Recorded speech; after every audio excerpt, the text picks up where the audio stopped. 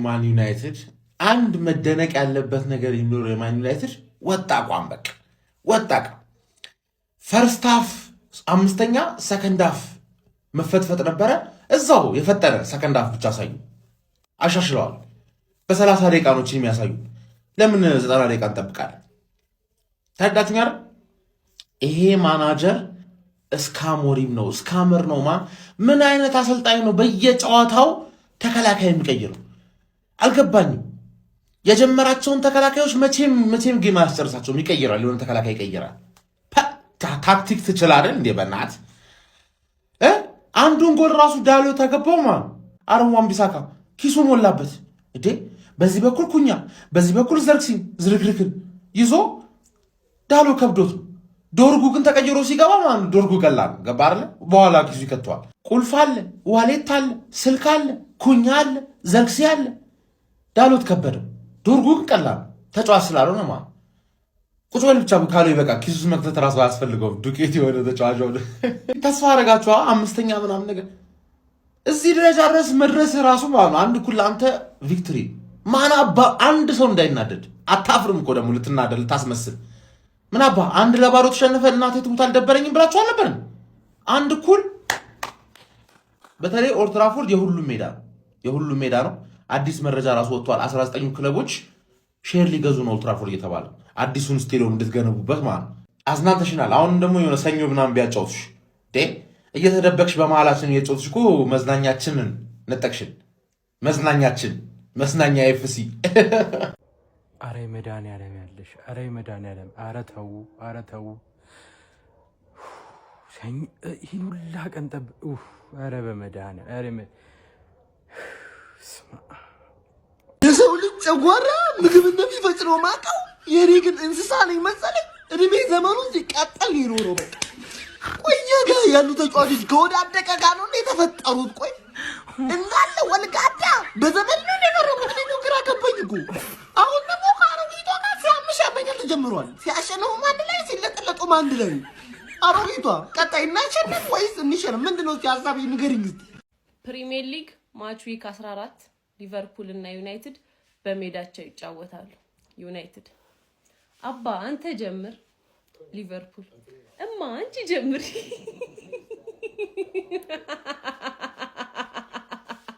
አሁን እንደው የዩናይትድ ደጋፊ ዳሎትን ሲያሞግስ እናያለን ብሎ ማን ይገምታል? እስቲ ንገሩኝ፣ ማን ይገምታል? አወገሱት፣ ጋይስ አወደሱት። የእስከዛሬውን ይቅር በለን አሉ። ማን አንተ ያለ አንተ ማን አለ? እሱ ደግሞ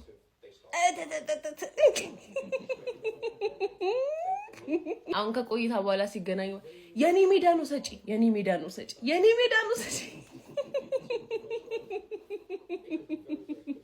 በነገራችን ላይ ቢሳካ ዩናይትድ ተጫውቶ ነበር።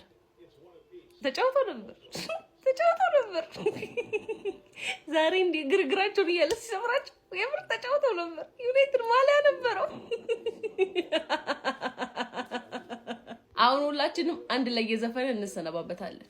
ሲሄዱማ አንድ ላይ ሲመጡማ አንድ ላይ አንዱ ብቻ አንድ ላይ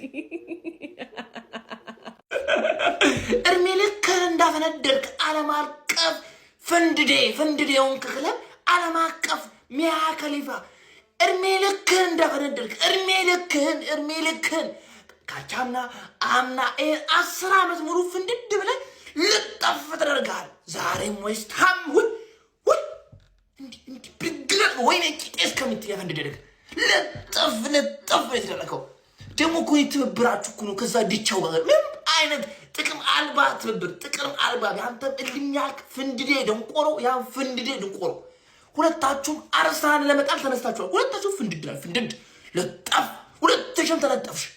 ፍንድድ ማለት ፍንድድ እርሜ ልክም ታፈነድዳለህ። ቡሽት ያለት በቃ እንዲህ ብትጨመቁ አርሰናል ሩብ ጋር ደርሰም። ዛሬም ተሰጥቶሻል። ቼልዳውም ዲቻውም ትናንት ተሰጥቶታል።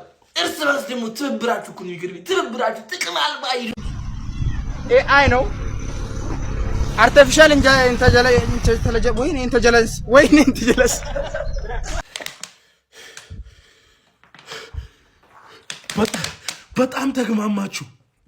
በጣም ተግማማችሁ፣ ተቁላላችሁ። እኔ እግዚአብሔርን ዩናይትድ እንዲህ ባፍንጬ ነው ልትወጣ ይወጣልኝ። እስከ 81 ባዶ የመራን ነበር እንዴ? በጣም ነው እንዴ ተቁላላችሁት? በጣም ነው እንዴ ነደርኩ። ጨጓሬ ባሰ፣ ጨጓሬ ነደደሽ። ምን ሆነላችሁ? የአባቴ አምላክ እንደዚህ አዋርዳችሁ እናንተ ግን ጠብ እከካሞች።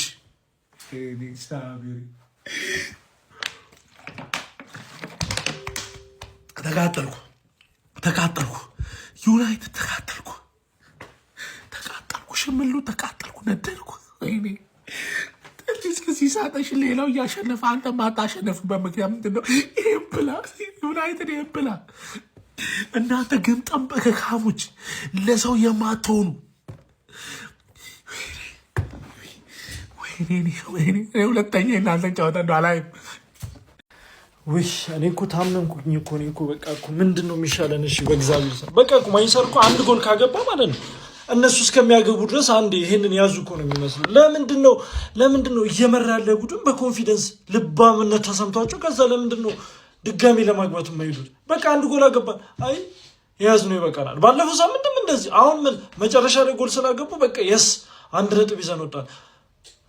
ምንም ኦን ታርጌት አልሞከርንም። አይ ነው አይቼዋለሁ ጨዋታውን እኮ። ግን ብናሸንፍ ኖሮ ይሄን ጨዋታ ቢያንስ ወይ ሲከላከሉ መገገም ሲከላከሉ ራሱ እኮ የስ አሪፍ አደረገና በቃ ቀጣይም ተመልሶ ይመጣል። ለምንድን ነው እንዳይመጣ አድርገው አይከላከሉም እንዴ? እኔ ተቃጠልኩኝ እኮ። ይሄንን ጨዋታ ብናሸንፍ እኮ ቢያንስ በኋላ እስከሚጮቱ እንኳን እኮ ሁለተኛ እንሆናለን እኮ፣ አንርቅም እኮ።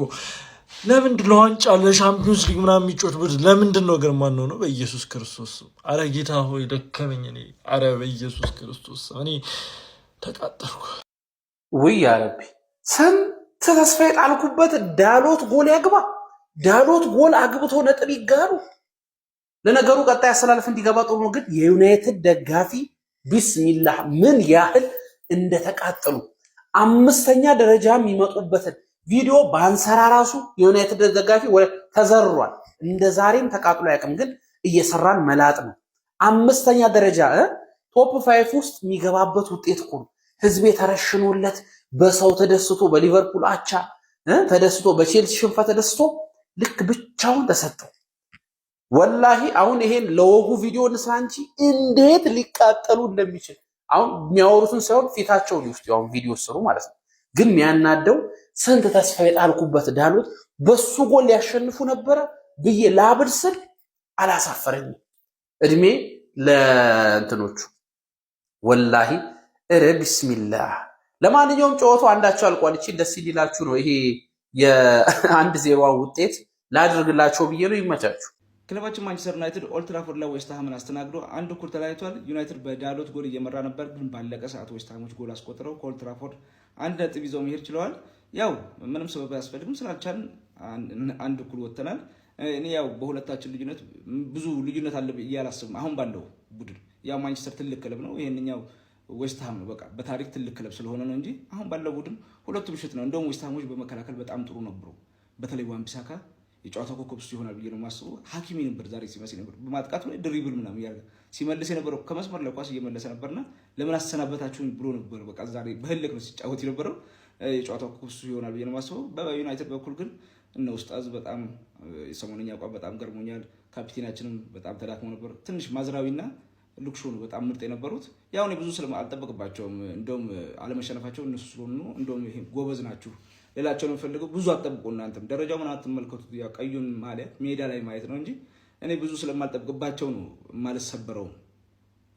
አሁን ዌስት ሃም ጋር ምናምን ይሄ ወልቭስ ጋር ራሱ ሊፈተን ይችላል ማንቸስተርና እንደው ትላልቅ ክለብ ጋር ሲጫወት ይሻላል ዩናይትድና ላይ ሲጠብቁት ታች ነው የምታገኙትና ዝም ብላችሁ ኢንጆይ አድርጉ ነው የምላችሁ። ያው እንደምትበሳጩ አውቃለሁኝ። እስቲ ግን በጨዋታ ላይ የተሰማችሁን ኮሜንት ላይ አስቀምጡ። ቪዲዮ ከተመቻችሁ ኮፒ ሊንክ፣ ፖስት፣ ላይክ ማድረግ እንዳይረሳ። ቴንክ ዩ። እኔማ ተቃጠሉ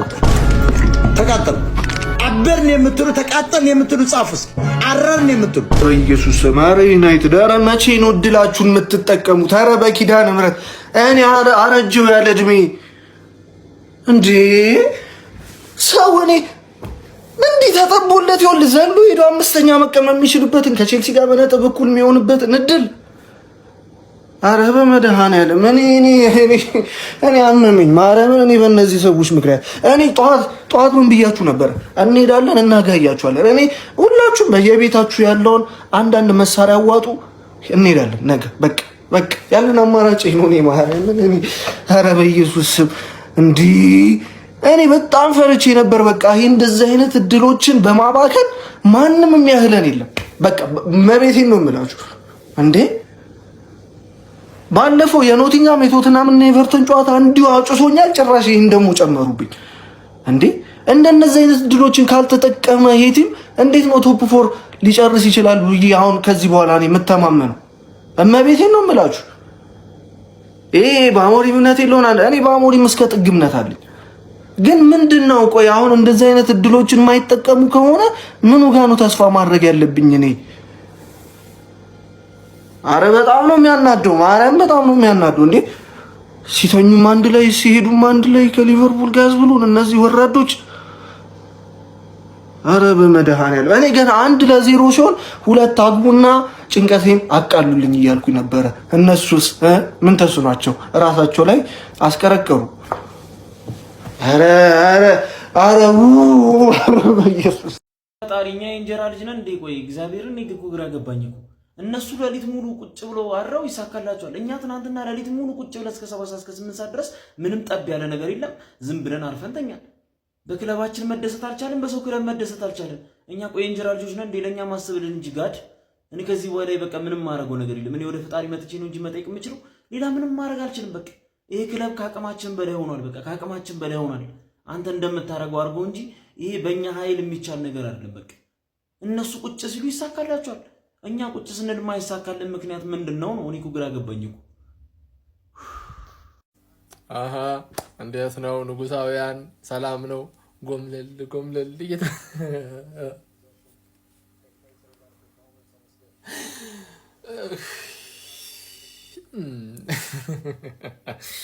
እኔ አላቅላችሁ። እኔ እውነት ዌስትሃሞች አሳፍራችሁኛል። እኔ አንገቴን ያስደፋችሁኝ። እነዛን ተዋቸው፣ የሉበትም ጭራሽ ፕሪሚየር ሊጉ ላይ የሉበትም። ተስፋማ ግን አልተሸነፉም። ዋናው አለመሸነፋችሁ ነው። እንዴት ነው ጎምለል የምትሉት? እሺ ወይ አንገት ተደፍቶ ጎምለል እንዴት እንደሚባል አሳዩንና ጎምለል በሉ እንበላችሁ። ጎምላላይናና እያመጡ ይሰጡታል። ተርፋችኋል። እንደውም ቦንስ የሚባል ተጫዋች ዛሬ ምን አባቱ እንደሆነ እንጂ ተርፋችኋል። መሸነፍ ነበርባችሁ ይሄን ጨዋታ። ሜዳችን ላይ ውጤቱ ይገባን ነበር አይገባንም እኔ አላውቅም። እናንተ ታውቃላችሁ፣ ጨዋታውን ያያችሁት ሰዎች ማለት። አማድ ዲያሎ በጣም ጥፋት ሰርታል፣ ለአንዱ ግን መቆጣ። ከዛ ውጭ ግን ማንቸስተር ዩናይትድ እኔ በጣም እያየሁት ያለሁት ነገር እድለኛ ቡድን አይደለም። በጣም ጥሩም ሆነ ጎል ይቆጠርበታል፣ በጣም ጥሩም ካልሆነ ጎል ይቆጠርበታል። እኔ በጣም የሆነ ግራ መጋባት ውስጥ ገብቻለሁና የማንቸስተር ደጋፊዎች ልክ እንደኔ ግራ እንደተጋባችሁ እርግጠኛ ነኝ። ውጤቱ ይገባን ነበር ግን የሆነ ምክንያት ሰበብ አያስፈልግም። አንዳቸው ወጣን፣ 1 ፖይንት ወስደን 8ኛ ደረጃ ላይ ተቀምጠናል። ሰላም እደሩልኝ።